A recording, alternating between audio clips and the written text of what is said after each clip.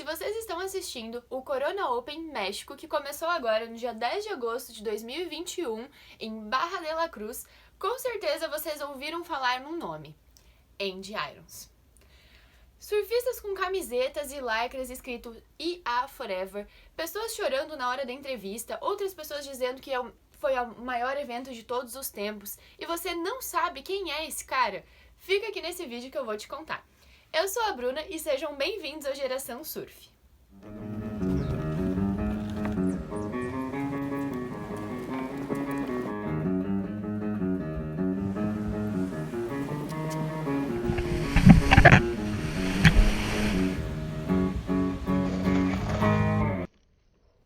Andy Irons foi um ícone do surf mundial. Ele nasceu em 24 de julho de 1978, no Havaí.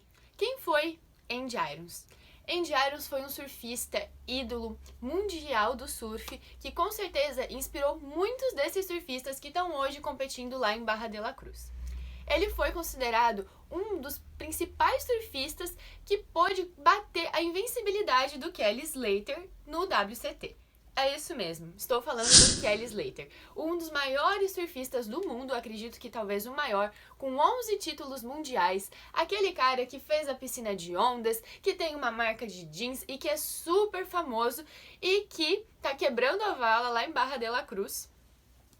Foi o principal rival do Andy Irons. E foi toda essa atmosfera de rivalidade que trouxe os dois para o centro do surf e ficaram conhecidos mundialmente como uma das maiores rivalidades do surf.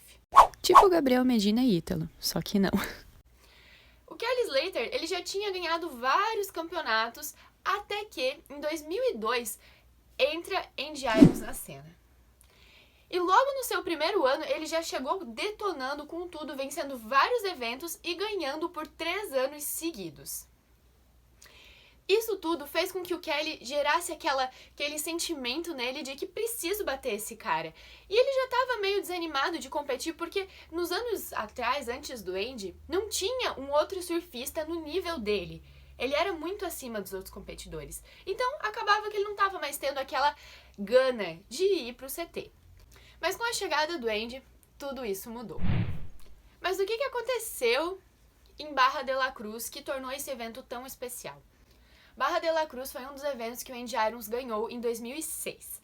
E foi um evento épico e é considerado um dos maiores mares da história de todo o WSL. Tubos perfeitos, ondas cascudas e foi épico toda a performance que o Andy fez na final. Por isso que todo mundo fala muito desse evento e com um carinho muito grande, porque aconteceu logo em 2006, um pouco antes do Andy Irons dar uma parada ali nas competições, porque ele já tinha alguns problemas pessoais. Em 2010, depois de alguns anos longe do circuito, Andy Irons decide voltar. Mas, infelizmente, não foi como a gente esperava que seria esse retorno. Em 2 de novembro de 2010, o Andy Irons foi encontrado morto num quarto de hotel no Texas, logo após uma etapa do CT em Porto Rico. É uma história muito triste. Para quem quer se aprofundar um pouco mais sobre esse tema, vou deixar alguns documentários e alguns filmes aqui na descrição. Mas o que importa, o que eu quero falar nesse vídeo é que esse cara foi uma lenda e ele inspirou várias gerações do surf, principalmente ali nos anos 2002 até 2006, que foi onde ele esteve mais ativo no circuito. E diz que ele era muito querido por todos os surfistas lá do Havaí.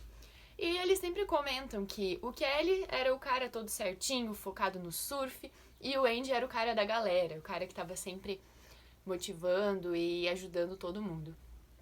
Espero que vocês tenham gostado, não deixem de se inscrever no canal e até o próximo vídeo.